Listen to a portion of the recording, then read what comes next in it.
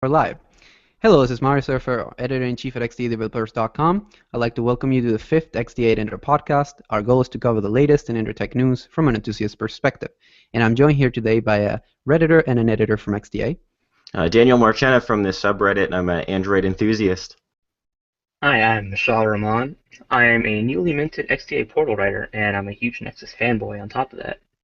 And welcome to the podcast, Michelle. So last week, if you guys remember, Chris and Mario were at the Big Android barbecue, and since then, Mario could not shut up about VR. So what was your experience with VR and the HTC Vive at the Big Android barbecue? Yeah, so there were a few things about VR at this Big Android barbecue. Obviously, since VR is finally picking up and getting on its legs, we're going to hear a lot more about VR, especially from developers. So I tried the HTC Vive. I also tried the Ion VR. I'll talk a little bit about both. So the HTC Vive is pretty amazing. It's not the kind of VR, mobile VR that most people are used to with cardboard. You know, like you just put on a headset and that's it, and you just spin around 360-degree videos or anything. You're actually in there. You can walk around. They use this very clever laser tracking with this lasers that scan the room and hit little sensors on the headset. You got quite a bit of cables behind you, which kind of made it a little uncomfortable to walk, and there was some stuff laying around the room, so I kind of tripped a few times, and I heard that was normal. So that was not the best, but the experience itself was amazing. You were literally there, well, not literally, virtually there, and you could really experience things properly because they put a lot of attention onto details. The physics in the simulations were great. I was and the few simulations I completely ignored the instructions and just played around the virtual environment. There was this simulation of a kitchen, and it had all these dishes and all these it had fruit and had like ingredients, and then this robot popped up and said, "Okay, you have to make this dish. Put the ingredients," and then I just grabbed a dish and threw it at him, and it exploded, and I just laughed because it reacted realistically. And you know, the whole time there was a guy watching me. He was laughing. He was laughing because I was just like completely ignoring everything and just doing my own thing. But it was great. And the last, gosh, I don't want to spoil it, but the last scene had to do with a very popular Valve game, and it recreated a scene of a very popular Valve game. Half-Life 3 confirmed. No, not quite. Not quite. That would be great if they actually like put a little teaser of Half-Life 3 in one of those virtual reality things. No, it had to do something, you know, cake and all that. But it recreated a scene that's very good. Obviously, no, none of that, you know, well, I'll just say it, portals, because that would just blow your mind. You know, just like, okay, I'm in the kitchen, then okay, you're in Portal. That could potentially break your mind, first VR experience. But it was very good. It was very crazy what happened all around me, and I just couldn't like stop laughing like a madman that I was experiencing this. So they didn't have any playable demos yet of any Steam games, I'm assuming. Oh, no. In fact, there was a VR gaming at the Big Android barbecue, but it came from Ion VR. Ion VR is more of a traditional headset, and they hosted what they call the first multiplayer VR game session, and I was part of it. And I wrote an article on it, kind of narrating the experiences, but there's no better feeling than chasing down an Android enthusiast with a flamethrower in a Halo clone. Yeah, and just like hearing people like being like, whenever they get, and you know, it's just so immersive. It was Nova free. They did some tweaking so that it would display in kind of a virtual reality environment. The game itself was on touch. It's just like the way they displayed it. It added some realism. It was not just splitting the image from what I gather. There's something going on as well. And the whole product, Ion VR, is all about clever tricks. From the hardware, the lenses, and the actual software, there's a lot going on to reduce VR sickness, and that's the thing. The HTC Vive gave me VR sickness, and it was not nice. It lasted a while. Yeah, and a lot of people experience it too. From what I can tell, pretty much everyone that I asked about, they really loved the experience, but 20 minutes after the experience, it was just like, okay, I feel a little odd. It was not quite just like nausea, not quite like I want to puke or anything. It's just more like a disorientation, like a weird disturbance in your perception. It's hard to explain, but it was there, and it was not nice. Yeah, I heard that's pretty common actually with a lot of the virtual reality headsets currently out there.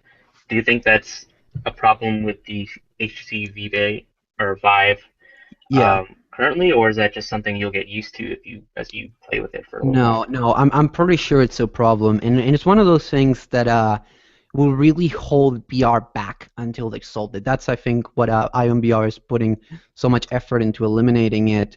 The fact is that if you want world twisting BR experiences, you kind of need to not get sick after you're done, because that's just such a huge turnoff for the average consumer. They're gonna buy one, but then they're gonna be like, I kind of don't like how I feel afterwards. So from what I gather, there's a lot to try and fix that. And I also went to this one of the conferences at the barbecue, like actual developer conferences, was about tips and guidelines to developing VR experiences. And they know that they have a general set of rules on to how to not make the user feel sick and not disrupt the user, because it can be quite traumatic as well. If a person is fully immersed in it, you got to understand that it can touch on some very emotional things, and some Hmm. it can be dangerous even. So the experiences that you've had there with the VR, it seems like it's been really cool, and like I said, you've been talking about it nonstop. But do you think that this is going to ever be anything more than just a parlor trick, or just something that's really cool to experience, kind of like 3D videos? You have 3D movies at the movie theater, but it never really took off in the home. Do you think that's something that's going to happen with VR, or do you think this is going to go mainstream? Well, I was talking a lot about this with some of the VR people, especially after the show. I just at the party and whatnot. Um, what it really takes for any media format to take off is good quality content off the get-go, and good and enough content to kind of like satisfy that demand and that craving. I think that what happened with 3D movies and 3D at the home is just that there was just not enough quality content. When Avatar came out, I know you guys remember the whole campaign Hmm. behind Avatar, and it was hyped to hell and back. And when it came out, some people thought it was amazing, and probably I even thought it was amazing. I was much younger back then, but now it's just like, meh, and 3D movies, some people just feel that it's not worth paying unless it's this huge Marvel thing. Then it kind of makes sense because you want to maximize the experience, right? I even went to the Age of Ultron, and there's those stupid chairs that shake around, and it was a waste of money, but whatever. But I think that's the mentality of many people, and it's really not going to take off unless there's people behind it. So I think that's good though, because and I think it's certain that it's going to happen. There's a huge push behind this. Obviously, Valve is behind the HTC Vive, and that's just a huge deal. I mean, that's such imagine Half-Life 3 in virtual reality. Like HTC Vive. Well, not exclusive, but imagine playing that on HTC Vive. That would be amazing. That would be like earth-shattering. And the same with Ion VR. They have a partnership with the virtual reality company, which is from Stromberg and Spielberg, and there's already development for quality content over there. Yeah, with the HTC Vive, though, with it being so, I guess, game changing when it comes to it, I think the Microsoft, I can't remember what that one's called, but the Microsoft headset, HoloLens. the HoloLens and the Vive being the two game changers, but they seem like they need a lot of support. With the Vive, you need the lasers, you need a set room, tripping over stuff. Do you think that's going to be a stumbling block for, super immersive VR like the HoloLens? I guess that's more AR than VR. And the Vive, or do you think that things like Ion VR or even like the new ViewMaster that just came out, do you think that those are going to be the way that VR will end up heading? So I definitely think that mobile VR will be the gateway. I think that mobile VR, cardboard, stuff like that, as it gets refined and there's more headsets, more quality solutions come out, it's going to be the way that people kind of embrace the technology and the whole idea behind it. I don't think that full room headset with plugs all over the place will be useful will be mainstream up until that first rollout gets cemented, and people realize that this can be quite fun, and it can be quite good, but it can also be used for a lot of wrong things as well. There's also kind of like people know about, especially the people behind it, and many people want to avoid it. Many people wanted to avoid talking about it. It can be used for a lot of things because it's not just media. It's not just entertainment. It can be used for medicine. It can be used for therapy. Stuff like training people with certain disabilities, certain phobias, helping them overcome their problems. A lot of other things too. Training, military training, all sorts of things. It can be used for so much more. But at the same time, there's such an emotional factor that no other media format can replicate. You can write a book, and you can write a beautiful book, and you can write a book that's very emotional and really appeals to your sensitivities as a human being, but it will never be full-on perceptual information like VR is right now. It's not perfect. The HTC Vive, I actually saw the pixels. It had a diamond pixel array, and you could see them. But as it gets more and more real, I think that it can really, it can really have an impact on people, and most importantly, an impact in culture. So, that's a more serious note, but I think it has to be done right, and it has to be done responsibly. I feel like the people I talked to at the barbecue kind of had an idea of that, and for that, I walked out glad, So while we're still on the topic of VR, one thing I just wanted to mention quickly to answer Daniel's earlier question about, how you have to have all these separate peripherals and it looks like there's way too much around. I don't think we've talked about the Samsung Gear VR, and that's actually pretty simple to use, even though, if they required you have a Samsung Galaxy phone like the Note 4 or the S6. But when you consider the whole package, all you need is the phone, and the phone acts as a processor, whereas the headset itself just displays the image. So I think that's one solution that uh, could solve that problem, whereas you don't have to have some Yeah, external hardware. You need your yeah. phone. Yeah, mobile VR is really going to be the gateway, especially because it can enhance the sensors, it can enhance everything in then the phone is just not accurate enough. However, we still don't quite have the processing power nor the display density to make it hyper realistic. And that's probably not going to come for a while if you want to push hyper realistic graphics and 4K resolution on a phone. Yeah, I don't think it's going to happen soon, but yes, it's definitely going to be the gateway, and things like Gear VR are going to be really what's going to, I think, cement it in the popular culture, especially because you can take it anywhere, you can use it anywhere, you can show your friends really easily, you can make it out of cardboard for God's sake. Yeah, I personally have two cardboards. I have two of the LG G2 ones that fit iPhones fairly well, and I'm going to be getting a ViewMaster here shortly as well. So, I Yeah. mean, I enjoy using Google Cardboard, but I have noticed some of the things, the sickness and things like that. But it's a fun thing to show off to people, but I haven't yet been sold on the content of it. But I haven't been able to play with the Vive or the HoloLens or Hmm. Oculus Rift or anything like that so far. You were talking before about emotional attachment, and that kind of brings us to our next subject. Something that a lot of people are emotionally attached to is OnePlus. Oh, And for they good or just bad. announced, for good and bad, and they just announced the new OnePlus X. I know Map was at the event, or one of the events, so unfortunately he's not here to be able to be with us. No. But some of the standout features of the OnePlus X, I think the number one thing is the $249 price. Yeah. It ships with the Snapdragon 801. It's got a 5-inch AMOLED screen, which is a first for OnePlus.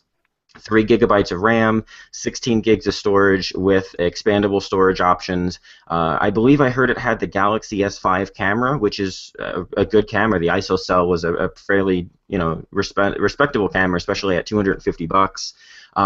But it doesn't have NSC. It's not shipping with Marshmallow, and it has a 2,500 milliamp hour battery, along with the same USB Type-C that was found on the OnePlus 2. But it does come with that invite system that OnePlus is known for, again, for better or for worse. So what are your guys, Michelle, what are your initial thoughts about the OnePlus X? Is this something that excites you? Is it something that is meh? Or what's your thoughts about it? Well, I mean, considering its price point, it absolutely puts the Nexus 5X to shame. I mean, I Hmm. wrote up a whole article defending the Nexus 5X, and 2 gigabytes of RAM is enough, and You know, it has all the other features. It's good for its price point. It has an excellent 808 processor and an excellent camera, but still, it's over $100 more than the OnePlus X.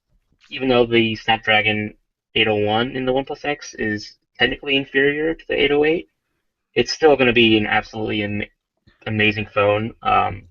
Hell, my 2-year-old Nexus 5 is still just as fast as my Nexus 6, if not faster, because of the 1080p display, and I'm sure the OnePlus X will similarly outperform. Yeah. Well, I have the Nexus 5X right here, and I've been testing it for about 4 days, 5 days maybe. I'm not completely thrilled about it. Objectively, it's a good phone. It runs well. Just the battery is not quite impressive. It's good. It's well, not good. It's very similar to what I had on the Nexus 5, and it should be better. I always argued that it would be about the same, if not better. So far, I don't feel it's much better, and it's particularly surprising because standby is amazing. When those kicks off, it's amazing. But I'm still not able to quite break past 3 hours of screen on time. The other day it died particularly early. I only had 2 hours of screen on time by 4 p.m. and that was with some hotspotting, maybe like 40 minutes of hotspotting, and that seems to be one of the biggest culprits with my usage on this device. Obviously, not everyone uses that, so I'm trying to normalize a little bit for my review.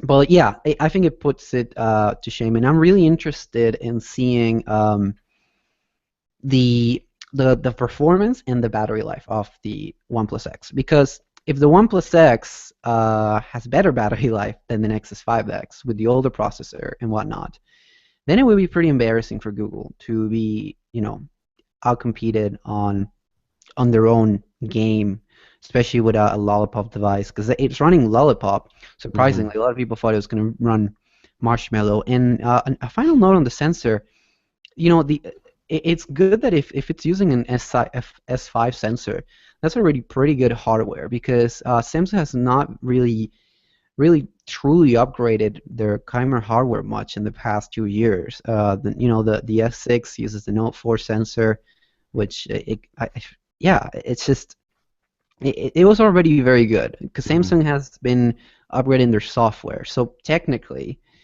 the OnePlus X can have very good camera quality just because the hardware is already what one of the best cameras, what some of the best cameras on Android have had. So that's just my thoughts. What do you think about that, Daniel? I agree with you on a lot of points. I think it hits a lot of the important things for a device, especially at $250. Like you said, the S5 camera was good. It does slow-mo recording at 720p at 120 frames a second.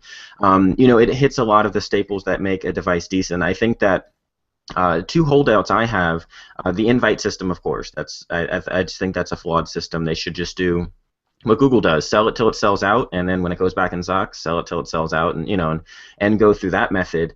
But my second holdout or reservation is on that 801 processor. It's already an older processor. It's a good processor and a good GPU, but it's an older processor.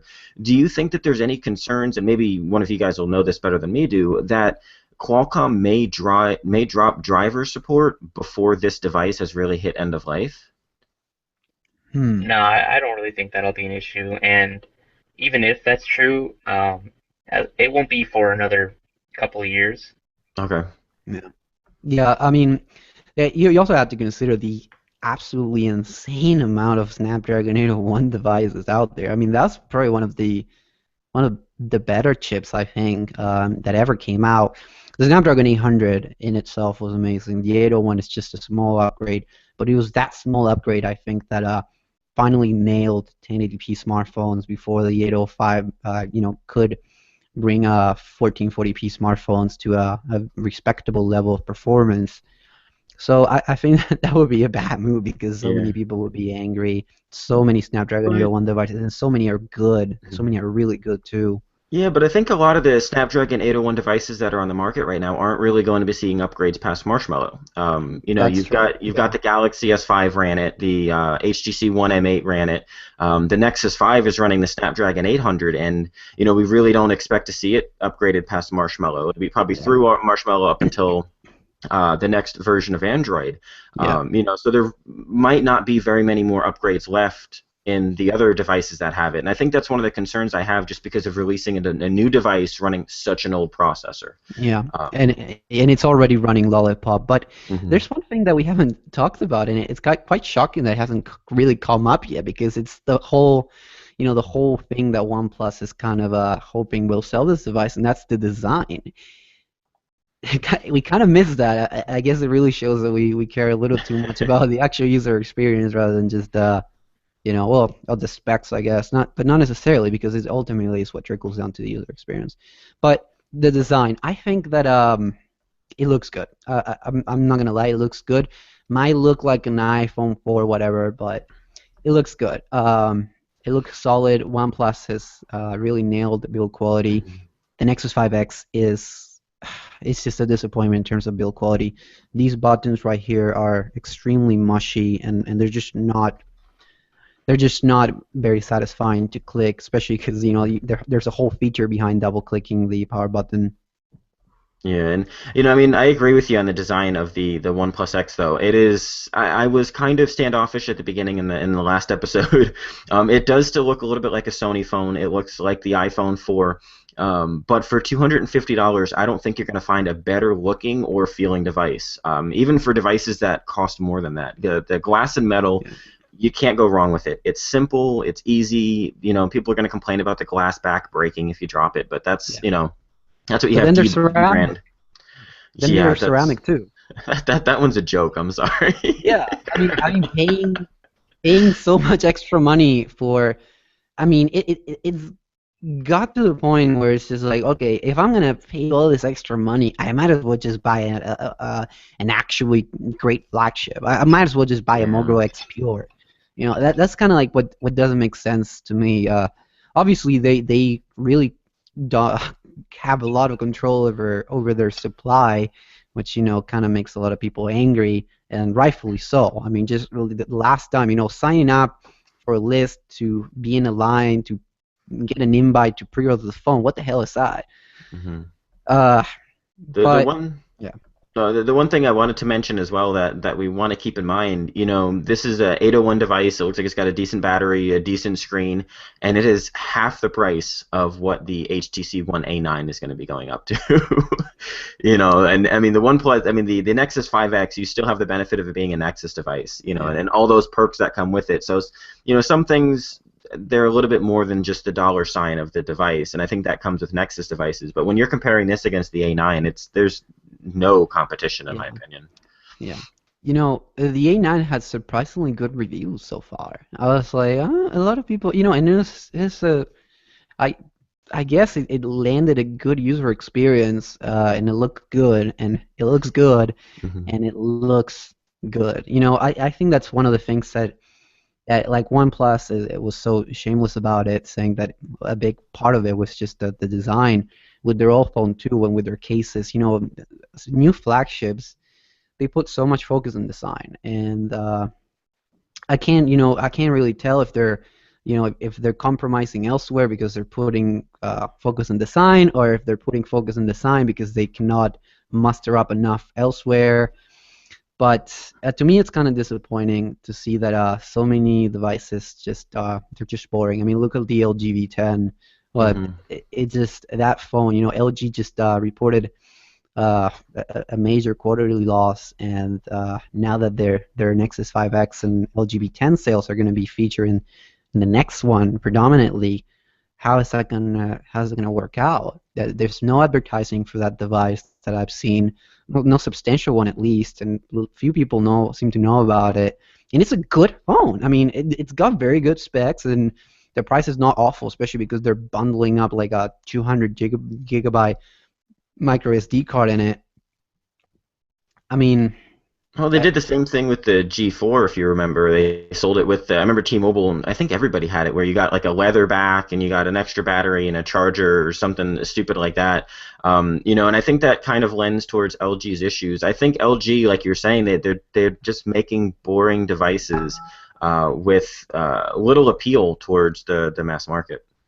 yeah, yeah, and And that's the thing, you gotta cater to everybody. Sadly, if you want to go big and if you want to take all the profits home, you gotta sell a product that ultimately everyone wants. Now, Apple has such a strong hold on the consumer base due to advertising, word of mouth, and just the icon that the iPhone is. And that's good for them, but Android phones have not been able to replicate that quite, you know, quite quite on that level. Um, but they'll still try, and the compromise is ultimately who is asking for thinner phones, who is asking for premium devices. Are the people actually doing that? Is that really what sells? Because I feel like, if you look at a lot of polls online, they're going to tell you that consumers want better battery, the consumer want this, that. But there's no shortage of good designs at this point. I don't feel like I feel like every major flagship has a design that you're not afraid of being seen holding. So yeah, I think you brought up a good point. Considering what exactly the people want, I think every year you ask people what they want in the next phone, and they'll always say, "Oh, we want better battery life." But they always say that, because Hmm. they always consider that there's some kind of issue with their current phone's battery life. Yeah. But if you actually look at what people are buying, they're mostly buying the iPhones and the Samsung Galaxies Yeah. continuously. Nexus are kind of Yeah. minuscule sales-wise compared to the Galaxy S5, S6, and the iPhone. But people are still just buying them, and they're not considering anything else. Is it because of marketing? Is it because of specs? Really, I think the issue is that nobody really cares about specs anymore, and they're trying to push specs onto us like it's a big deal breaker. But in reality, they can push numbers like, oh, we have X milliamp hour battery life, but people know by now that that doesn't really mean much. You have to consider everything as a whole, the entire package, and that's something that Apple does really brilliantly. Like, Hmm. comparatively, their battery size is really small compared to like the Galaxy Note, Yeah. but they Yeah. still get comparable battery life, and it's simply amazing. Yeah. Yeah. Yeah. And they've nailed standby for a while now. Yeah, I have speaking about battery on the iPhone, I have my 6S Plus or my 6S, and I've had it off the charger since about 7:30 this morning.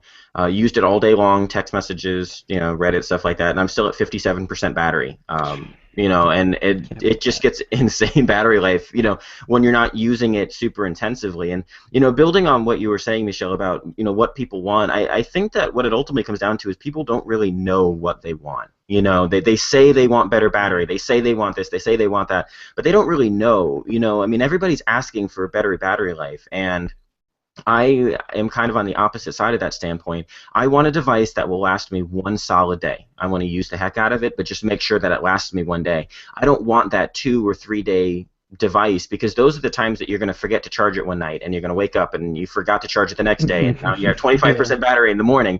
I mean, charging your phone every single night or charging your watch every single night has pretty much become a staple of us in the Yeah. tech world we're living in. You go to bed, you plug in your Yeah. phones, your tablets, or whatever it might be. So in my opinion, I kind of like where phones are going towards thinness. Hmm. I mean, really, one of the first really thin phones we saw was the Droid Razr. And my wife had that phone, and I remember it was like impossibly thin in the middle of that phone, and it got decent battery life. But what was cool about it is you stick a case on it like most people do, and it feels just like a normal phone at that time, an HTC Thunderbolt, or I had the Galaxy Nexus at the time, which was the same thickness as her phone with the case. Yeah. So I think in the rush to get thin, the benefit is that people can protect their devices and not feel like they're carrying a brick in their pockets. Just give me a device that lasts Yeah. all day. Yeah, you're kind of touching on the paradox of choice right here. Consumers don't know what they want, and when they're faced with all these many options, they actually don't want to pick. They want someone to pick for them. Or they'll wait until the And next best thing comes yes, out. and I think that's something that's very important because they don't want to pick. They want someone to pick for them. I think that's a huge factor of why review culture is so big all over tech. I mean, people give unboxing videos thousands of views. People that even pre-order the device, they want someone else to unbox it for them. in a video. But and that's, I think that's part of it. And to us, it might seem, well, people don't watch reviews, but ultimately, I think it trickles down, especially the mainstream reviews. And I have this theory where I think a lot of the emphasis on the design comes just from the fact that it's easier to watch a video review. It only takes 2 minutes rather than read. And what's going to be featured predominantly in a video review? Well, the design. The video reviewers spend a lot of time talking about the design, how it feels in the hand. It's something that they can show through video. Everyone watches videos, through YouTube videos, whatnot. It's much easier. Now, pictures as well. It's easy to photograph and get pretty shots and make it all aesthetically pleasing. But technical reviews, analytical reviews, they don't lend themselves to video in the same way that a mainstream review does. And I know this because I've tried. I've tried with XDA TV to find a way to incorporate my objective or technical or in-depth reviews, incorporate them in video form, and it's just really, really hard. We have some ideas, but we haven't quite nailed it. And I've talked to a lot of YouTubers about this. We even talked about it with Linus. It's really hard to nail that form in video. So what's left? Well, showing the device, showing how pretty the interface is, showing how pretty the size is, all this cinematic panning shots, the stylish editing, the voiceovers, whatnot. Watching reviews is an experience in itself. There's so many cinematic reviewers that are famous because they make very good-looking videos. And be it about phones or about anything else, I think that the talent is really the editing talent, the shooting talent, is what makes those reviews so interesting. So one thing I wanted to talk about that's somewhat related to what you were just saying about reviewing and the difficulty of reviewing. I've seen a lot of complaints lately about the way reviewers talk about other phones when they're talking about a certain device, especially, how people say The Verge is biased towards Apple, how they always bring up Apple products in their Android device reviews. I really don't see that as an issue that much because, you have to frame your review from a point of reference of the average consumer. And if you want to convince people that, say, the Nexus 5X is a great choice, you want to go with the perspective of an iPhone 5 or a 5S owner who's considering upgrading possibly. So if you bring it up in relation to their device, it's a good way for them to consider their own experiences and whether or not this might be a decent upgrade for them. So I think it's actually a good thing that people bring up, the most popular devices in reference to these new devices that are coming out. It's not necessarily biased so much as considering the audience. Yeah, you do have to have a frame of reference for most reviews. I always try to specify that my main frame of reference, at least, is this or that device. I always try to switch it up and try to compare with the best in each area, which in many ways has been the Note 5 because of the display, the processor and whatnot. Not the RAM management, but so yeah, YouTube video reviews with cinematic shots are great, and the best part about them is that for just $10 a month, you can have them in the background now. YouTube Red is so amazing. I was subscribed to Google Play Music, and I knew that I had YouTube Red, but I was so busy with the barbecue that it didn't really. I kind of forgot, and then the other day I was playing a video, and I locked my phone to talk to because my girlfriend was talking to me. I just locked my phone to keep talking to her, and the video kept playing. I was like, wait a minute, I don't have that one expose module to play videos in the background on the Nexus 5X. What's going on? I was like, oh, gosh, well, that's good. Yeah, I like it. I really do. What do you guys think about it? I love the experience, but I wanted to preface this by apologizing to anybody outside of the U.S. that can't use it because it really it sucks to be you, but it's YouTube Red is really, really nice. Now I've been seeing some discussions as far as ethics towards creators and content creators and how they're going to be paid and things like that. I think all of that will ultimately trickle down and be worked out. But for the consumer, it is a huge benefit. You don't have to watch those annoying ads that sometimes are like 5 or 6 minutes long in the beginning of the video. I watch a lot of Let's Plays on YouTube. You don't have to worry about the middle of your video being cut off with an advertisement. There's no ads anywhere on the website anymore. There's no sponsored ads. Yeah. It's just clean. It's like as if you were running AdBlock Plus on YouTube, but your content creators are still getting paid. Yeah, my favorite part is the fact that if I'm watching a YouTube video and I need to answer a message, it won't stop. It'll keep playing in the background.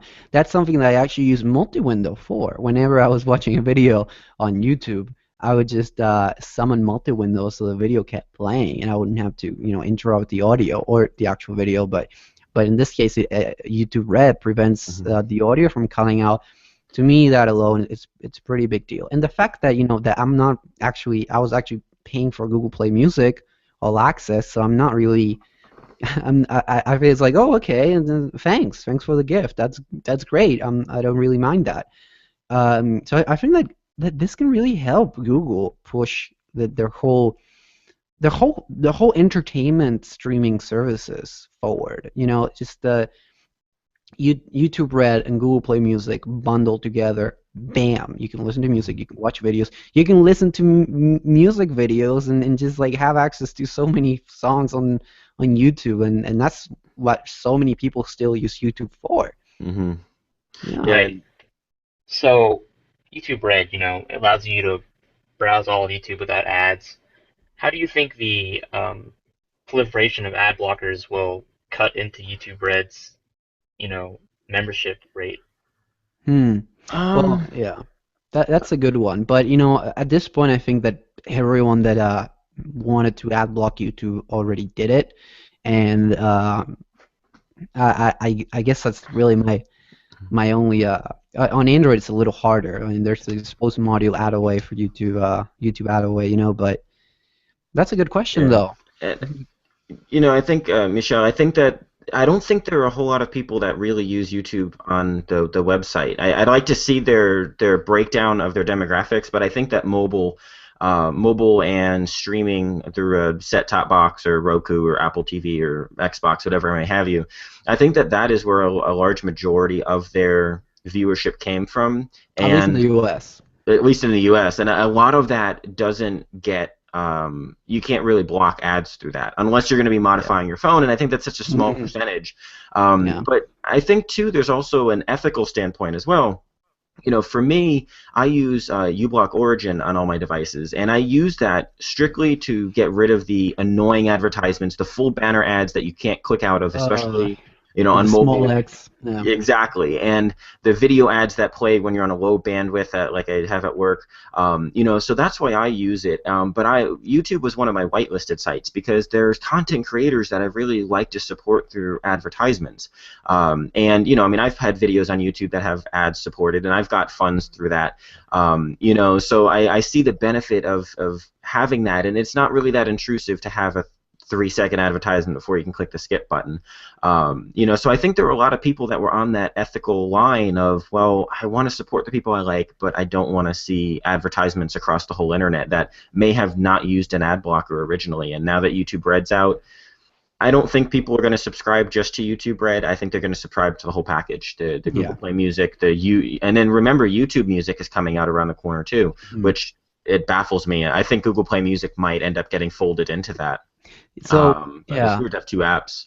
Yeah, I think that's the brilliant thing. It's that it's offering so much in just one package, and all of the things that it offers are desirable. So ultimately, it could just be you want it for the all access, or you want it for the background playback, or you want it for the ads, or you want it for the whole thing. You want it to like the download or the exclusive content that they're gonna come up with. Whatever you want it for, it's still a very good deal. And I think that's really what's going to propel this plan, and what Google is really cashing in on. They're going all out on this bundle, it seems, and I'm personally very happy with it. Just the fact that I can, for example, watch video narrated videos on my way to school with my phone in my pocket. That alone is pretty good selling point. Before I I had tried the expose module, and it would cut out sometimes, and it was just not perfect. This is built in. The moment you press home, the video doesn't stop. It just doesn't stop. Continuity, you know. Right, Yeah. and I think that convenience is part of what makes this package so enticing. Considering that, being able to block YouTube ads, it's technically possible. Also, being able to save offline videos, it's also possible using third-party apps. Playing videos in the background, also possible using an app like Viral. Mhm. But you'll notice that with each successive update, and YouTube gets updated a lot, that sometimes things break. Yeah. And the expose Mhm. module in particular, almost Oh, every update it breaks, and yeah. that's a huge pain in the Yeah. butt. Yeah, So you had to keep it on an old version to really Yeah. use it yeah, for most of the time. And then you've so got a them whole. throwing in all these features and including YouTube Music is just a nice way to get even people who normally wouldn't consider it just to say, ah, screw it. It's pretty convenient. I'll go there anyways. Yeah. Yeah. Yeah. So the one thing that I guess we'll close with this is the thing that comes into my mind is what's the catch? Nobody's been able to do this before and offer so much. I mean, Spotify is struggling at $9.99 a month, and Apple Music has, I think it's like 5 to 7 million subscribers. So in comparison to the others, it's still not doing as well as it could be, and that's just music. So now we're adding Mhm. videos into the mix as well. So it's kind of like, what's the catch, Google? What are you gaining from this, or what are we going to ultimately lose? Yeah. I mean, we like to think Google does no evil, but there's always some kind of Yeah. something behind it, either data aggregation or what have you. But Yeah. we've had a really good discussion today. We went over the OnePlus X, the big Android barbecue with the VR, as well as unfortunately LG's declining profits, and we even took a side scroll into battery life and what we feel is the ideal device. But Michelle, where can we find you? I know you said you're a new writer over there at XDA. Where can we find you at? Yeah, I mean, you can find my articles. I'm posting pretty much daily now, an article or two. You can just see whatever I post, and Yeah. I'm not really big onto posting on the actual forums because there's so many forums. I usually lurk, but Yeah. I'll hopefully be able to come on this podcast more often if you guys need an extra guest. Sure. It's been great Yeah. having you. Do you have a Twitter handle or Instagram or anywhere you'd like people to find you at? Uh, Not currently. I don't really use Twitter. Like I said, I'm more of a lurker. I've been a Mhm. huge lurker for a long time. Yeah. I get you. I haven't had Twitter since like 4 months ago, perhaps, and that's only because of XDA. I love Yeah. Twitter, but yeah. So you can find me. I'm at Ultimax98 on pretty much all of the social media, and Daniel Marchena on YouTube. And you can find me at xddevelopers.com, Mario Surfer. You can check out my articles. If not, I'm probably behind the scenes editing all of the rest. And you can also find me on Reddit. You can find me on Twitter. My handle is Takyungun, so just find me there. And if you want to chat, just hit me up.